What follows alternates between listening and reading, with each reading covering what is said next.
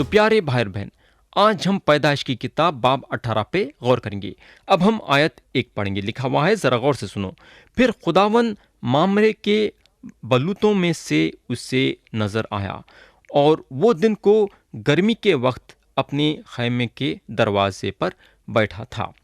تو حضرت ابراہیم مامرے میں تھے اور اس وقت کافی بڈھے ہو گئے تھے۔ آیت 2 پڑھیں گے۔ اور اس نے اپنی آنکھیں اٹھا کر نظر کی، اور کیا دیکھتا ہے کہ 3 مرد اس کے سامنے کھڑے ہیں۔ وہ ان کو دیکھ کر خیمے کے دروازے سے ان سے ملنے کو دوڑا اور زمین تک جھکا۔ پیارے دوست، یہاں اگر ہم دیکھیں گے تو حضرت ابراہیم یہ 3 مردوں کا استقبال کرتے ہیں۔ وہ دنوں میں لوگ استقبال کرنے کے بارے میں بہت اہمیت دیتے تھے۔ لوگوں کا استقبال کرنا ان کے دل میں خواہش پیدا ہوتی تھی۔ میں یقین کرتا ہوں کہ آج کے زمانے میں ایسا نہیں ہے۔ اب ہم دیکھیں گے کہ حضرت ابراہیم کا استقبال کیسا تھا۔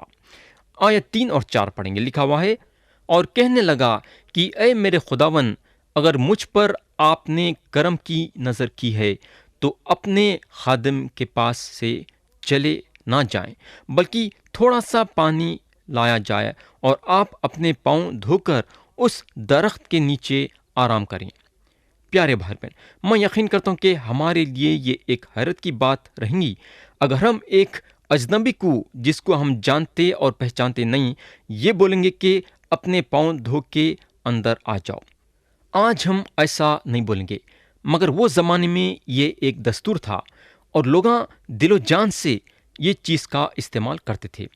اگر ہم یاد کریں گے تو ہم کو یاد آئے گا کہ یسوع مسیح اوپر والے کمرے میں اپنے شاگردوں کے پاؤں دھوئے، اور یہاں ایک بہت بڑا روحانی پیغام ہم کو ملے گا۔ یہاں جو ہے حضرت ابراہیم بولتے ہیں کہ اپنے پاؤں دھو لیو۔ یہ جو ہے استقبال کا طریقہ تھا جب ایک آدمی گھر کو آتا ہے اور اس کو یہ بولنا کہ اپنے جوتے نکالو اور اپنے پاؤں دھو لیو۔ وہ دنوں میں لوگ اپنے سر پہ کے ٹوپی کو نہیں نکالتے تھے، مگر پاؤں میں کے جوتوں کو ضرور نکالتے تھے۔ مگر میں سمجھتا ہوں کہ آج کے زمانے میں بالکل الٹا ہو رہا ہے۔ لوگ جب گھر میں گھستے ہیں تو اپنے پاؤں میں کے جوتوں کو نہیں نکالتے، مگر ٹوپی کو ضرور نکالتے ہیں۔ یا حضرت ابراہیم واقعی میں یہ لوگوں کا بہترین طریقے سے استقبال کرتے ہیں۔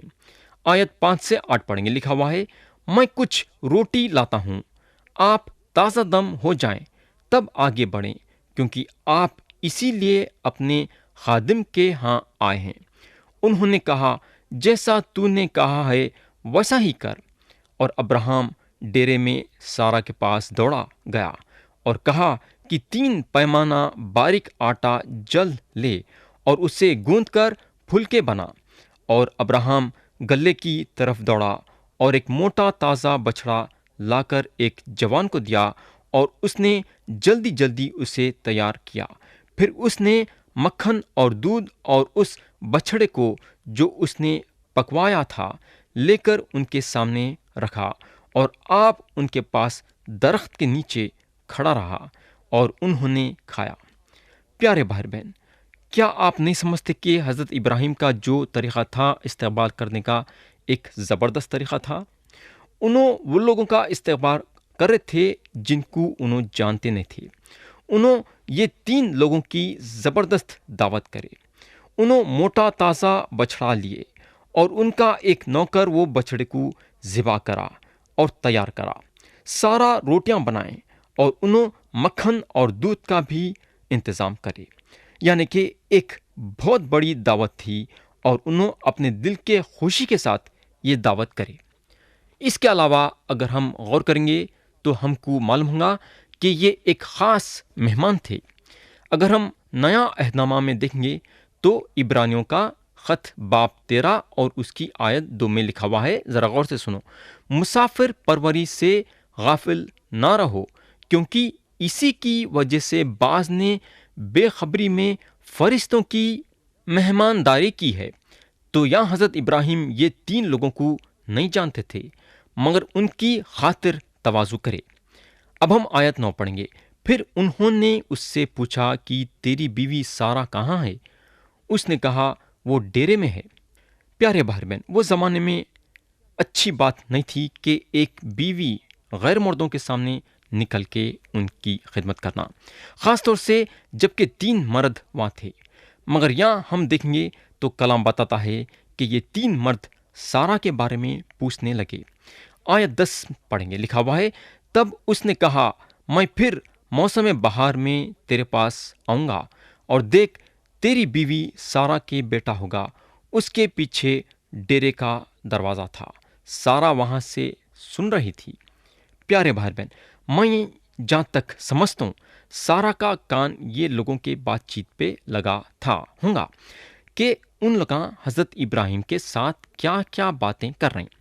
لوگوں کی عام طور سے یہ عادت ہے کہ دوسرے جو بولتے ہیں اس کو سننا، یہ جو ہے انسان کی کمزوری ہے، اور یہاں سارا وہ کام کر رہے تھے کہ دوسروں کے باتوں کو سن رہے تھے۔ کوئی بات نہیں تھی جو سارا نہیں سنے ہوں گے، سارا ہر بات کو سن رہے تھے۔ آیت 11 اور 12 میں لکھا ہوا ہے، اور ابراہم اور سارا ضعیف اور بڑی عمر کے تھے، اور سارا کی وہ حالت نہیں رہتی جو عورتوں کی ہوتی ہے۔ تب سارا نے اپنے دل میں ہنس کر کہا، کیا اس قدر عمر رسیدہ ہونے پر بھی میرے لیے شادمانی ہو سکتی ہے؟ حالانکہ میرا خداوند بھی ضعیف ہے۔ تو سارا کا یہ سوال تھا کہ کیا یہ ممکن ہے کیا کہ ان کو بڈھتی وقت بیٹا پیدا ہوگا؟ اور یہ بات سے ان کو بہت ہی ہنسی آئی اور انہوں ہنسے۔ اب سوال یہ پیدا ہوتا کہ یہ ہنسی کس قسم کی ہنسی تھی؟ میرے دوست، یہ سوال کا جواب میں آپ سے حاصل کرنا چاہوں گا۔ آپ خط لکھ کے بتا سکتے۔ اب ہم آیت 13 سے 16 پڑھیں گے۔ پھر خداوند نے ابراہم سے کہا کہ سارا کیوں یہ کہہ کر ہنسی کہ کیا میرے جو ایسے بوڑھیا ہو گئی ہوں واقعی بیٹا ہوگا؟ کیا خداوند کے نزدیک کوئی بات مشکل ہے؟ موسم بہار میں معین وقت پر میں تیرے پاس پھر آؤں گا اور سارا کے بیٹا ہوگا۔ تب سارا انکار کر گئی کہ میں نہیں ہنسی، کیونکہ وہ ڈرتی تھی، پر اس نے کہا نہیں، تو ضرور ہنسی تھی۔ تب وہ مرد وہاں سے اٹھے اور انہوں نے سدوم کا رخ کیا، اور ابراہم ان کو رخصت کرنے کو ان کے ساتھ ہو لیا۔ یا اگر ہم غور کریں گے تو ہم کو معلوم ہوگا کہ سارا خداوند کے یہ سوال سے ڈر گئے اور انکار کر دیے۔ مگر یاد رکھو کہ خدا کے سامنے ہماری کوئی بھی بات چھپی ہوئی نہیں ہے۔ خدا سارا کے سامنے سچائی کو ظاہر کرا کہ انہوں ہنسے۔ آیت 16 میں خدا کا کلام بتاتا ہے کہ یہ 3 مرداں اٹھے اور سدوم کی طرف روانہ ہوئے، اور حضرت ابراہیم ان کو رخصت کرنے کے لیے ان کے ساتھ گئے۔ بولنے کا مطلب یہ ہے کہ حضرت ابراہیم ان لوگوں کا استقبال کرے اور رخصت بھی کرے۔ اپنے ڈیرے کے پاس کھڑے رہ کے ان کو رخصت کر دے سکتے تھے، ہو سکتا ہے ایسا، مگر حضرت ابراہیم ان کے ساتھ ساتھ باہر بھی گئے۔ میرے دوست، مہمانوں کا استقبال کرنا ہمارے لیے کافی نہیں ہے، بلکہ جب ہم ان کو رخصت کرتے ہیں تو ان کے ساتھ پھاٹک کے باہر بھی نکلنا ضروری ہے۔ تو یہاں ختم ہوئی پہلی بات کہ خدا اپنے آپ کو حضرت ابراہیم پہ ظاہر ہوتا ہے اور بیٹا دینے کی بات کو پکی کرتا ہے۔ اب ہم دوسرے بات پہ جائیں گے، اور وہ ہے خدا سدوم اور عمورہ کے آنے والے قہر کے بارے میں پیغام بھیجتا ہے۔ اب ہم آیت 17 پڑھیں گے، لکھا ہوا ہے، اور خداوند نے کہا کہ جو کچھ میں کرنے کو ہوں کیا اسے ابراہم سے پوشیدہ رکھوں؟ تو یہاں خدا جو ہے حضرت ابراہیم سے روک رکھا تھا کہ انہیں سدوم اور عمورہ کے ساتھ کیا کرنے والا ہے۔ تو دوست، ایک چیز یاد رکھو کہ ہمارے دل میں جو ہم سوچیں گے خدا وہ بات کو جانتا ہے، مگر خدا کے دل میں کیا ہے ہم نہیں جان سکتے۔ اور ایک چیز یہاں یہ غور کرنے کی ہے کہ ہر چیز خدا کے ہاتھ میں ہے اور اس کی مرضی ہے۔ جو چیز کو انہیں ہم پہ ظاہر کرنا چاہتا ہے کرتا ہے، یا جو چیز کو ظاہر نہیں کرنا چاہتا ہے نہیں کرتا ہے۔ تو یہاں دیکھیں گے تو خدا کی مرضی جو سدوم اور عمورہ پہ تھی وہ حضرت ابراہیم سے چھپی ہوئی تھی۔ آیت 18 سے 25 پڑھیں گے، لکھا ہوا ہے، ابراہم سے تو یقیناً ایک بڑی اور زبردست قوم پیدا ہوگی، اور زمین کی سب قومیں اس کے وسیلے سے برکت پائیں گی، کیونکہ میں جانتا ہوں کہ وہ اپنے بیٹوں اور گھرانوں کو جو اس کے پیچھے رہ جائیں گے وصیت کرے گا کہ وہ خداوند کی راہ میں قائم رہ کر عدل اور انصاف کریں، تاکہ جو کچھ خداوند نے ابراہم کے حق میں فرمایا ہے اسے پورا کرے۔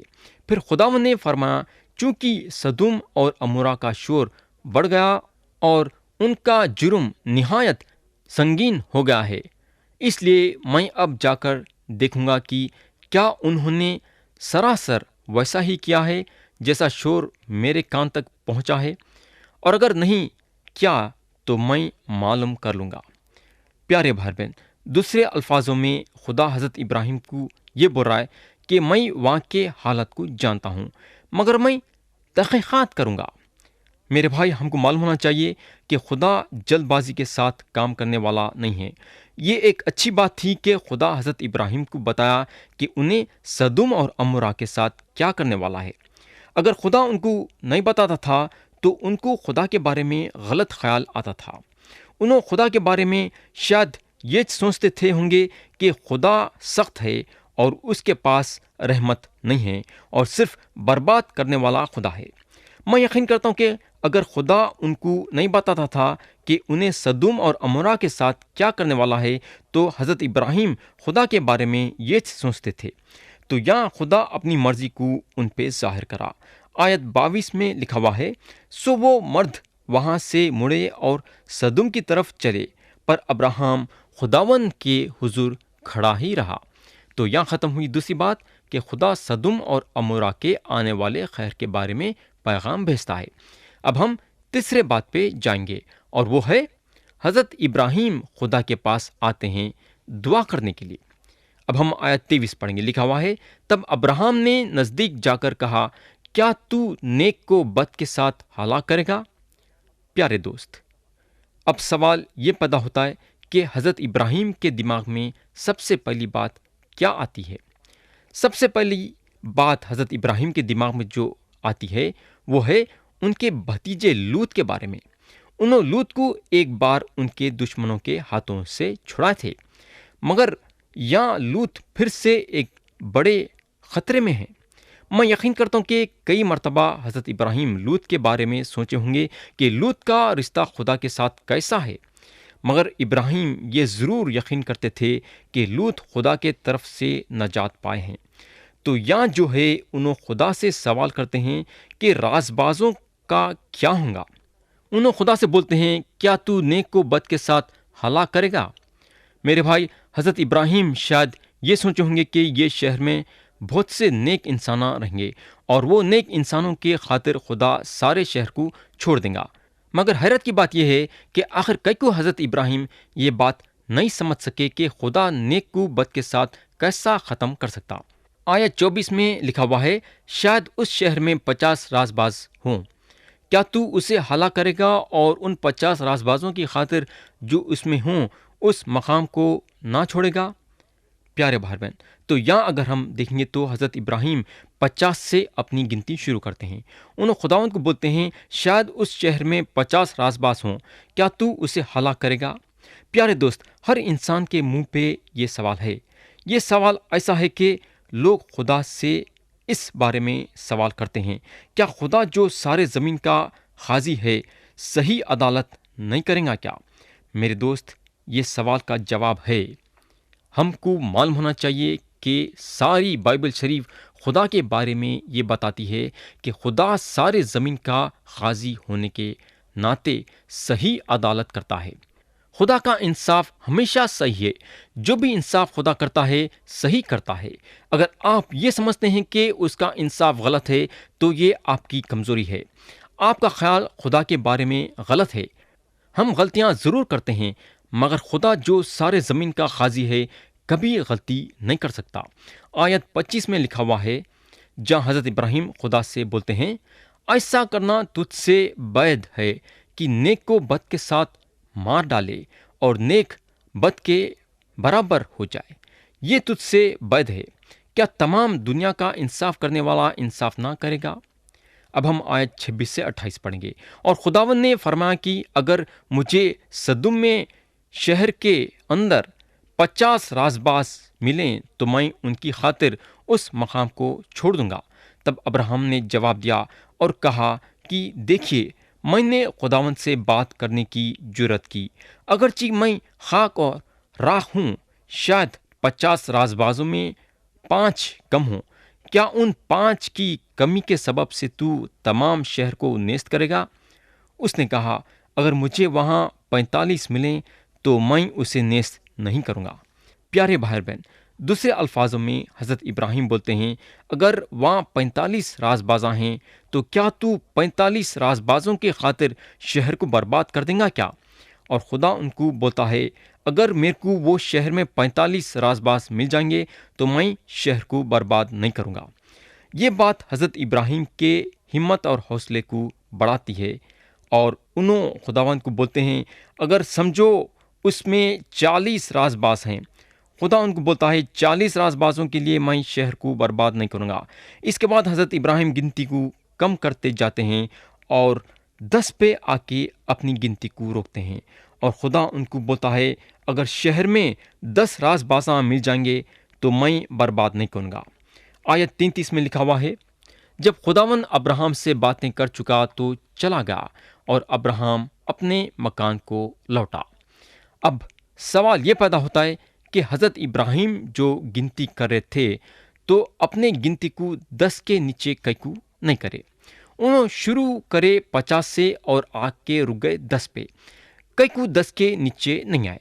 میرے دوست، یہ بات میں آپ کو بتاؤں گا۔ جب حضرت ابراہیم 10 پہ آئے تو اس کے بعد ان کے دل میں شاید ڈر پیدا ہو گیا ہوگا کہ لوط گمراہ ہو گئے ہیں۔ انہوں سمجھے ہوں گے کہ لوط بھی شریروں کے ساتھ مل گئے ہوں گے، اس لیے انہوں اپنے گنتی کو 10 کے نیچے نہیں لانا چاہتے تھے، مگر اصلیت میں دیکھا گیا تو انہوں اپنے گنتی کو صرف 1 پہ بھی لا سکتے تھے۔ انہوں خدا کو بول سکتے تھے کہ خداوند شاید ایک رازباز ہو، کیا ایک رازباز آدمی کے خاطر تو سارے شہر کو برباد کر دیں گا کیا؟ پیارے دوست، اگر حضرت ابراہیم یہ بات بولتے رہتے تو خدا ان کو یہ جواب دیتا تھا کہ اگر وہ شہر میں میرے کو ایک رازباز مل جائے گا تو میں وہ رازباز کو شہر کے باہر نکال کے شہر کو برباد کر دوں گا۔ میں رازباز کو شریروں کے ساتھ ملا کے برباد نہیں کر سکتا۔ میرے دوست، سچا یہ ہے کہ ایسا ہوا، حالانکہ حضرت ابراہیم اپنی گنتی کو 10 پہ روک دیے اور سمجھے ہوں گے کہ وہ شہر میں ایک بھی رازباز نہیں ہے، مگر ہم کو معلوم ہونا چاہیے کہ وہ شہر میں ایک رازباز آدمی تھا اور اس کا نام تھا لوط۔ حضرت ابراہیم یہ بات کو نہیں جانتے تھے، مگر خدا جانتا تھا کہ وہ شہر میں ایک رازباز ہے، اور خدا لوط کو بولنے کو لگا کہ شہر کے باہر نکل جاؤ، میں شہر کو برباد نہیں کر سکتا جب تک کہ تم شہر کے باہر نہیں آ جائیں گے۔ پیارے بھائی اور بہن، دنیا کے آخر میں خدا یہ کرنے والا ہے کہ رازبازوں کو شریروں سے الگ کریں گا اور رازبازوں کو جنت میں جگہ دیں گا اور شریروں کو آگ کے گندھک میں ڈبا دیں گا، یعنی کہ دوزخ۔ تو اب سوال یہ پیدا ہوتا ہے کہ کیا آپ اپنے اچھے کاموں کے ذریعے سے خدا کے نظروں میں رازباز بن سکتے کیا، یا اپنے اعمال کے ذریعے سے؟ میرے دوست، خدا کا کلام بتاتا ہے کہ ہم کو رازبازی یسوع مسیح پہ ایمان لانے کے ذریعے سے ہے۔ تو پیارے بھائی بہن، کیا آپ خدا کے نظر میں یسوع مسیح کے ذریعے سے رازباز بننا چاہیں گے کیا؟ کیا آپ مسیح پہ ایمان لا کے خدا کے خیر سے بچنا چاہیں گے کیا؟ سارے سدوم اور عمورہ میں صرف لوط ایک ایسے انسان تھے جو رازباز تھے۔ خدا ان کو وہاں سے نکال کے سدوم اور عمورہ پہ قہر برسایا۔